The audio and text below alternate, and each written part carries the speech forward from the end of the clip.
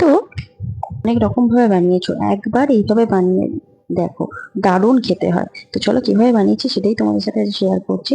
আমি এখানে 1 KG chicken নিয়েছি। চিকেনের মধ্যে আদা রসুন বাটা, হলুদ গুঁড়ো, লঙ্কার গুঁড়ো, জিরে গুঁড়ো আর বেশ কিছুটা মিট মশলা, এরপর 100 গ্রাম মতন টক দই এবং বেশ কিছুটা সাদা তেল দিয়ে কিন্তু আমি 1 ঘন্টার জন্য এটা রেস্টে রেখে দেবো।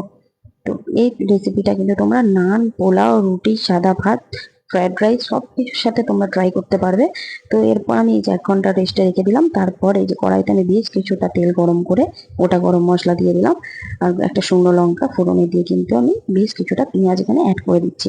পেঁয়াজটা লাল লাল করে ভাজা হয়ে যাওয়ার পর চিকেনটা কিন্তু আমি এর মধ্যে দিয়ে দেবো।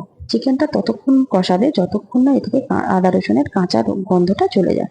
আদা রসুন মশলা সবকিছু ভালোভাবে ভেজে নিয়ে মিনিট 10 মতন কষালেই দেখবে আদা রসুনের কাঁচা গন্ধটা চলে গেছে। এরপর আমি একটা মিক্সিং জারে পেস্ট বানাবো টমেটো এবং আমন্ড দিয়ে। আমন্ডটা কিন্তু আমি বেশ কিছুক্ষণ ভিজিয়ে রেখেছিলাম যাতে খোসাটা ছাড়ানো যায়। খোসা শুদ্ধ কিন্তু আমন্ড গুঁড়ো করবে না। আমন্ডের খোসাটা ছাড়িয়ে নিয়ে তারপর আমি পেস্ট করে নিয়ে এবার চিকেনটা আরো 10 থেকে 20 মিনিট কষিয়েছি যতক্ষণ না এতে তেল ছাড়ে। তো একটা ফ্রাইং প্যানে ধনেকে আমি ড্রাই রোস্ট করে রেখে দিলাম, সেটাকে আমি গুঁড়িয়ে নিয়েছি।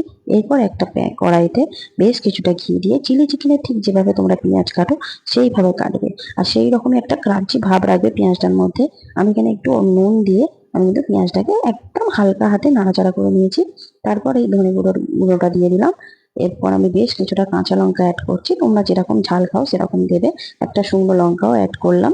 এরপর এই তরকাটা আমি কিন্তু চিকেনের মধ্যে দিয়ে দেবো।